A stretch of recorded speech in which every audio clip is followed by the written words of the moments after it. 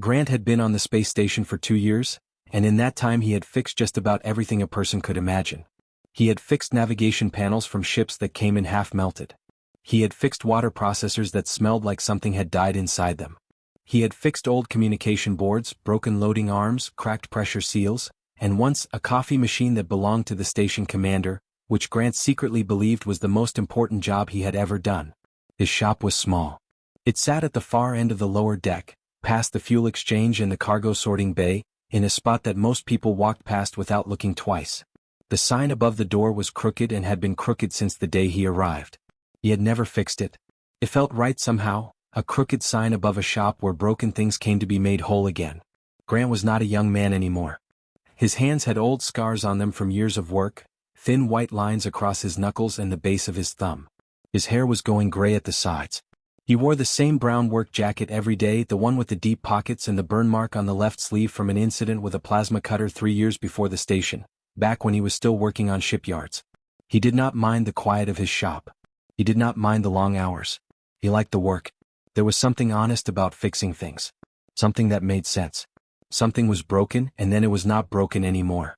The world had enough things that could not be solved so cleanly. That evening the station was busy. There was a trading convoy in from the outer systems, which meant the docking bays were full and the corridors were packed with species of every kind, haulers and merchants and travelers passing through. Grant could hear the noise of it even from his shop, the low rumble of engines, the distant voices, the occasional announcement over the station speaker that crackled and cut out halfway through, because Grant had been asked to fix that speaker system 4 times and it kept breaking again and he was starting to think the station itself simply did not want to be fixed. He was sitting at his workbench with a lamp pulled close, working on a small atmospheric regulator that a pilot had dropped off that morning. The pilot had said it was not urgent. Grant was fixing it anyway because it gave his hands something to do. The door to his shop was open. He always left it open in the evenings. He told himself it was for the air, but the truth was he liked hearing the sounds of the station. It reminded him that there was a world outside his 4 walls, even if he rarely went into it. He did not hear the hatchling come in. He only noticed it because of the shadow. Something small moved at the edge of his lamplight and Grant looked up slowly, the way a man does when he does not want to startle whatever he has just seen. It was a dragon. A very small one. Grant had seen dragons on the station before. They passed through sometimes, usually adults traveling in small groups, tall and scaled and quiet in the way that large and powerful things often are. But this one was tiny.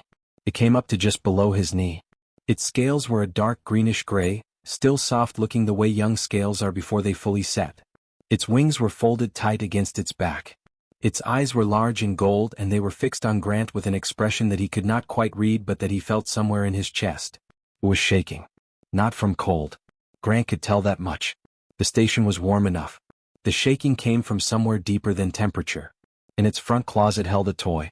Grant could see it clearly in the lamplight. The toy was small, about the size of both of Grant's fists put together. It was shaped roughly like a creature, though Grant could not have said which one. It was made of fabric, some kind of soft material in a pale color that had gone gray with age and handling. One of its limbs was hanging by a few threads. A seam along its side had split open. Some kind of soft filling was coming out through the gap. The 2 small glass beads that served as its eyes were still in place, but one was loose, tilted at a sad angle. The toy was old. Whatever it was made of, it had been held and carried for a long time. Grant looked at the toy. Then he looked at the hatchling. The hatchling looked back at him. Its claws tightened around the toy and for a moment Grant thought it was going to turn and run. It looked like it very much wanted to. But it did not run. It stood there in the doorway of his shop, shaking, holding its broken thing, looking at a human it did not know. Grant set down his tools very slowly. He did not stand up. He did not want to seem tall. He just sat there and turned his body toward the hatchling and then he held out his hand, open, palm up, the way you do when you are trying to tell something without words that you are not a threat. He did not speak. He did not smile too wide. He just waited. The hatchling looked at his hand. It looked at his face. It looked at his hand again. Then, one small careful step at a time, it crossed the floor of his shop. It stopped just at the edge of his reach. Its golden eyes went from his face to his open palm one last time. And then it placed the broken toy gently into his hand. Grant did not move for a moment after the toy was placed in his hand. He just held it, carefully. The way you hold something when you already understand, before anyone has told you a single word, that it matters more than it looks. The toy was lighter than he expected. The fabric was thin and worn smooth in certain places, along the arms, across the top of the head, in the spots that hands or claws returned to again and again without thinking. That kind of wear does not happen quickly. It takes a long time. It takes someone carrying a thing everywhere they go, holding it when they are tired, holding it when they are afraid, holding it simply because it is there and it is theirs. Grant turned it over gently in his hands. The split seam along the side was the worst of it. The fabric had not torn violently. It had just given way slowly over time, thread by thread, the way old things do when they have been loved past their limits. The stuffing pushing out through the gap was soft and fine, some material Grant had never worked with before, pale and light as dust. He was careful not to let any more of it escape. The hanging limb was attached by 4 threads. It was a small miracle it had stayed on at all. The loose eye bead had a tiny wire stem that had bent. That was fixable. Everything here was fixable. Grant felt something settle quietly inside him as he understood that. Everything here could be made right again.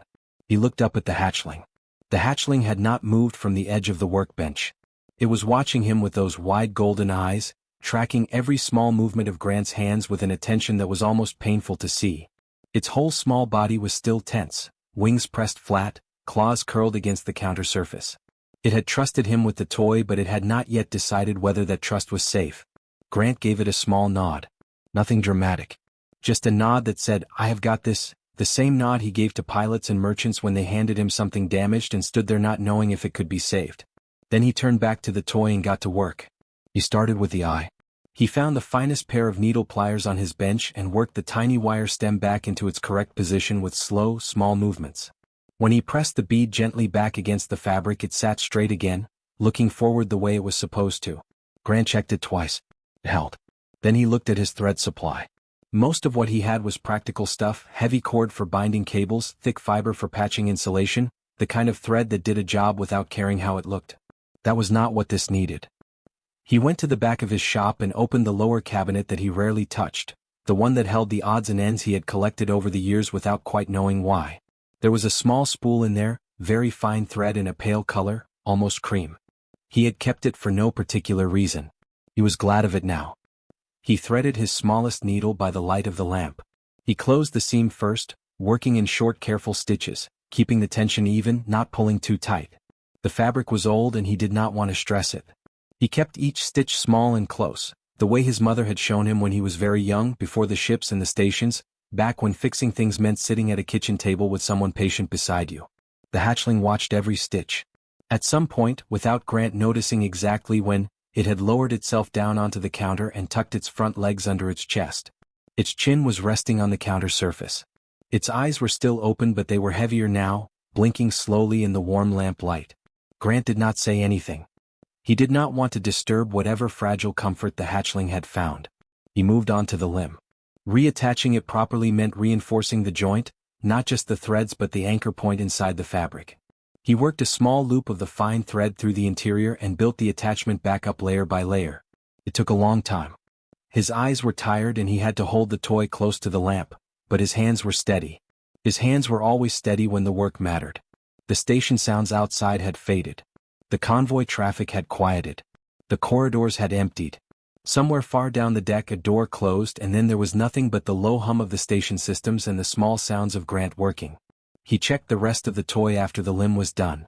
He found 2 other spots where the stitching had weakened but not yet given way. He reinforced both of them without being asked, because they would have gone eventually. And this toy had already been through enough. When he finally set down his needle, the lamp was the only light on in the shop and the hatchling was fully asleep. It was curled up small on the counter, its tail wrapped around itself, its breathing slow and even. The tension was gone from its small body. It looked, in sleep, the way young things look when they have finally let themselves stop being afraid. Grant looked at the toy in his hands. Every seam was closed. Every stitch was clean. The limb was firm and properly set. The eye looked forward straight and clear. He set the toy down gently in the center of the workbench where the hatchling would see it first thing and turned the lamp down low. Then he leaned back in his chair and waited for morning. The first light of the station's morning cycle had just begun to shift the corridor lights from dim to pale when the door of Grant's shop slammed open. Grant was awake. He had not slept much. He had dozed in his chair for a few hours with his chin on his chest and his arms folded, the way a man sleeps when he does not want to fully let go of the room he is sitting in. The sound of the door brought him up straight immediately. The dragon that came through was not small. It was tall, broad across the shoulders, its scales a deeper and darker green than the hatchling's. Its wings were half open, filling the doorway, and its eyes were scanning the shop with the fast and desperate look of someone who had been searching for a long time and was running out of places to search. There was real fear in those eyes. Not anger. Fear. Grant stood up slowly with his hands open at his sides. The elder dragon saw him. Then it saw the hatchling still asleep on the counter. Something in its whole body changed in that single moment. The wings dropped, the shoulders came down, the tight line of its jaw softened. It let out a long breath that came out as a low sound, deep and resonant, something between a sigh and a rumble. Then it looked at Grant and it spoke. The common tongue did not come easily to it. The words were slow and shaped carefully, the way someone speaks a language they have learned but do not live in. It said it had been searching since the middle of the night. It said the hatchling had slipped away while it was sleeping and it had looked everywhere on the lower deck, every corridor, every open bay. It said it had been afraid. Very afraid. Grant nodded. He understood that much without needing any translation at all. Then the elder dragon looked at the workbench. Saw the toy. Grant watched the elder go still. Not the stillness of calm. The stillness of someone who has just seen something they were not prepared to see. Its eyes stayed on the toy for a long moment, and when it looked back at Grant there was something different in its expression now. Something that was trying very hard to hold itself together. It spoke again, slower this time, choosing each word with care. It told Grant that the toy had belonged to the hatchling's mother. She had made it herself, the elder said, before the hatchling had even hatched. She had made it from materials she had carried from their home world, fabric and thread and the soft filling that Grant had been so careful not to lose. She had made it with her own claws, slowly, over many nights, and she had placed it in the nest before the egg opened so that it would be the first soft thing the hatchling ever touched. Grant said nothing. He stood very still and he listened. The elder told him that the mother had died during the journey. There had been trouble with the ship, a slow failure in the life systems in the section she had been in. By the time anyone understood what was happening it was too late. She had been gone for 11 days now. The hatchling had not let go of the toy since the moment he was told. The elder's voice stayed level as it said all of this. Grant understood that keeping the voice level was costing it something. He looked at the toy on the workbench. He thought about the worn patches on the fabric, the places where small claws had held on again and again. He thought about sitting through the night stitching that seemed closed in the lamp light, not knowing any of this, just knowing that the toy mattered and that matching was enough of a reason. He was glad he had used the fine thread. He was glad he had reinforced the weak spots even when he had not been asked to. He was glad he had been careful. He walked to the workbench quietly. He picked up the toy and carried it to the counter where the hatchling was still sleeping. He did not want to startle it. He stood beside the counter and waited. After a moment the hatchling stirred, the way young things do when they feel a presence nearby, some instinct older than thought. Its golden eyes opened slowly. They found Grant's face first. Then they moved down to his hands. The hatchling went completely still. Grant crouched down so he was closer to eye level and he held the toy out. He did not say anything. There were no words that belonged in this moment. There was nothing he could say that would mean more than the simple act of giving the thing back, whole, every seam closed, every piece in its place, the loose eye looking forward straight and clear again. The hatchling reached out with both front claws. It took the toy from Grant's hands with a gentleness that was almost unbearable to watch, the careful way you take something back that you were afraid was gone forever. It pulled the toy against its chest and held it there. And then it made a sound.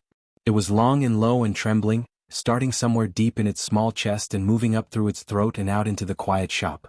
Grant did not know the language of dragons. He did not know what the sound meant in any technical sense. But he knew what it meant the way you know certain things without being taught them, the way the body understands grief and relief and love before the mind has finished catching up. The elder dragon behind him made the same sound, very softly, almost to itself.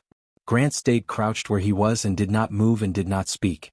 Sometimes the only right thing to do is to stay still and let a moment be what it is. The shop was quiet for a long time after that. The hatchling stayed curled on the counter with the toy held against its chest, not asleep but not fully present either, existing in that soft place between exhaustion and relief where the body finally allows itself to rest after it has been afraid for too long. Its breathing was slow and even. Its golden eyes were open just enough to catch the light. The elder dragon stood near the door. It had folded its wings properly now and the frantic energy that had carried it through the doorway at dawn had settled into something calmer and heavier. It watched the hatchling for a long while without speaking. Grant had put a small water heater on at the back of the shop, The old habit of a man who did not know what else to offer. He poured something hot into 2 cups, plain and simple, and set one near the elder without making a thing of it. The elder looked at the cup and then at Grant and gave a small nod that crossed every language barrier cleanly. They stood together in the quiet for a while. Then the elder spoke again. It said there was something Grant should know. Something it felt he deserved to understand, because what he had done through the night had not been a small thing, even if it had looked like one from the outside. Grant leaned against the workbench and listened. The elder told him that the hatchling had not come to the shop by accident. It had not wandered in from the corridor on a random evening following noise or light or simple curiosity. It had chosen this shop. It had chosen Grant. And that choice had taken 3 days. Grant was quiet for a moment. Then he said he did not understand. The elder explained it slowly. After the mother died, the hatchling had stopped speaking. Not because he could not, but because there was nothing he wanted to say to anyone. He had moved through the ship and then through the station like a small ghost, present but somewhere else, holding the toy and going nowhere. The elder had tried everything it could think of. Other dragons on the convoy had tried. Nobody could reach him. But the hatchling had been watching.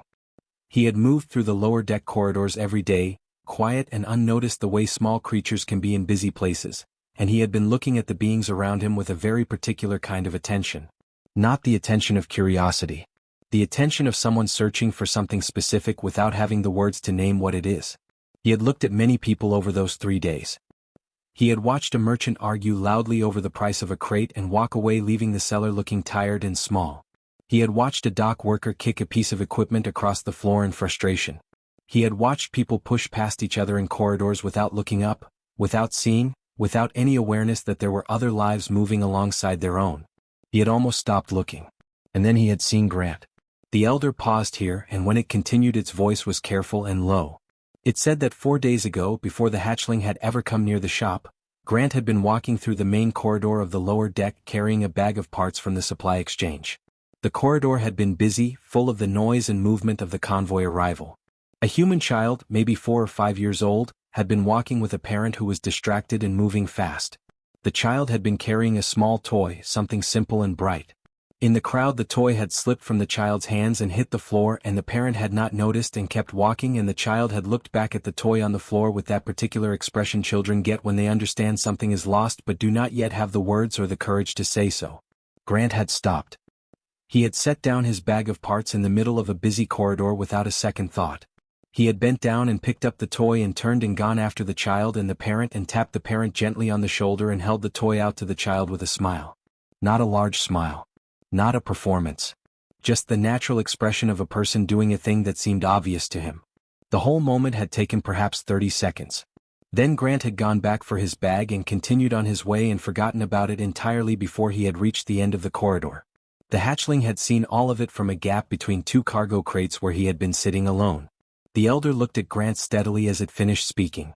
It said the hatchling had watched that moment and then sat with it for a long time. He had thought about it the way grieving creatures think about small things, turning it over and over, looking at it from every side. And what he had seen in it was not skill or strength or any quality that announced itself loudly to the world. What he had seen was that Grant noticed. That Grant stopped. That Grant looked at a small broken situation and did not walk past it even when walking past would have been easier and nobody would have thought less of him for it. The hatchling had decided, in his small and serious heart, that a person like that could be trusted with the most important thing he had left. Grant did not say anything for a long time after the elder finished.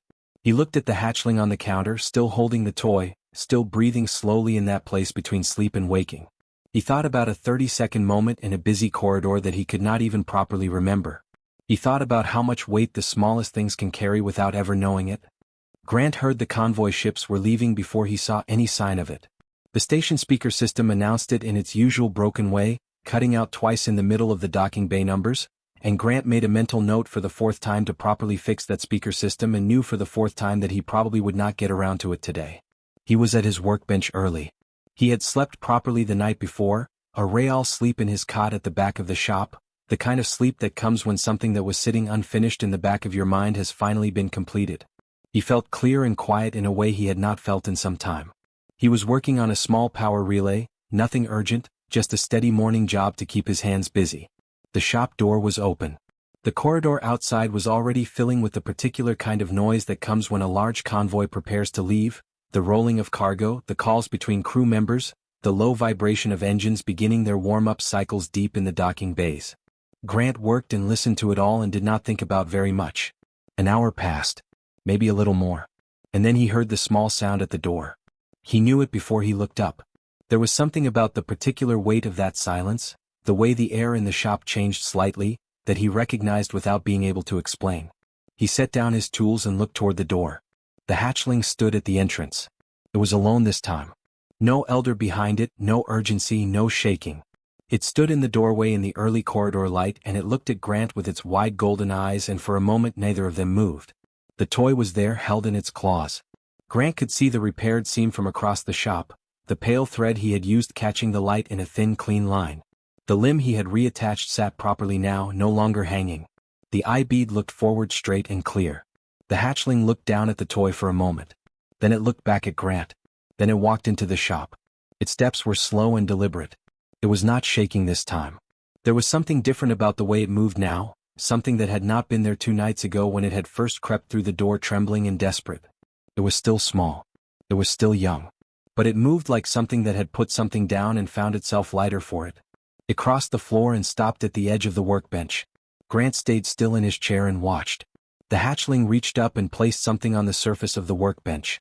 It set the thing down carefully with both claws, the way you place something in a specific spot on purpose. Then it stepped back. Grant looked at what it had left. It was a scale. Small, roughly the size of a large coin, slightly curved the way scales are when they have just come free naturally. It was the same dark greenish-gray as the hatchling's coloring, but in the light of the lamp it caught colors that were not immediately obvious. A deep blue along one edge, something almost gold near the center. It was smooth on one side and faintly ridged on the other. It was a simple thing. And it was not a simple thing at all. Grant had been on the station long enough to know a little about dragon customs. He knew that a freely given scale was not a casual gesture. It was not the equivalent of a polite nod or a thank you spoken quickly on the way out a door.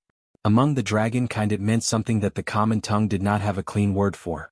It sat somewhere between gratitude and acknowledgement and I will remember you, all of those things at once, given physical form and left behind so the feeling did not disappear when the giver walked away. He looked at the scale and then he looked at the hatchling. The hatchling looked back at him. Those golden eyes were steady and clear and very serious in the way that young creatures are serious when they are doing something they have thought about and decided on with their whole heart. Grant nodded. Slowly. The same small nod he had given 2 nights ago across the workbench, the one that had said I have got this. This time it said something different. This time it said I understand. This time it said thank you back. The hatchling held his gaze for one more moment. Then it turned and walked out of the shop without looking back. Grant listened to the small sound of its steps in the corridor outside, fading into the larger noise of the convoy departure, and then gone. He sat in the quiet of his shop for a while. Then he reached out and picked up the scale from the workbench. He held it in his palm and turned it slowly in the lamplight, watching the colors shift, the deep blue, the quiet gold, the gray that was not just gray when you looked at it properly. He thought about a mother who had sewn a toy by hand before her egg ever opened. He thought about a hatchling carrying that toy across the dark between stars. He thought about a 30-second moment in a corridor that he could not even remember clearly, a dropped toy, a child's face, a thing that had seemed so small he had forgotten it before he reached the end of the hall. He thought about how trust is built sometimes not in grand moments but in the ones nobody thinks to record. Grant was not a remarkable man. He knew that about himself without sadness. He fixed things in a small shop on a station that most people passed through without stopping.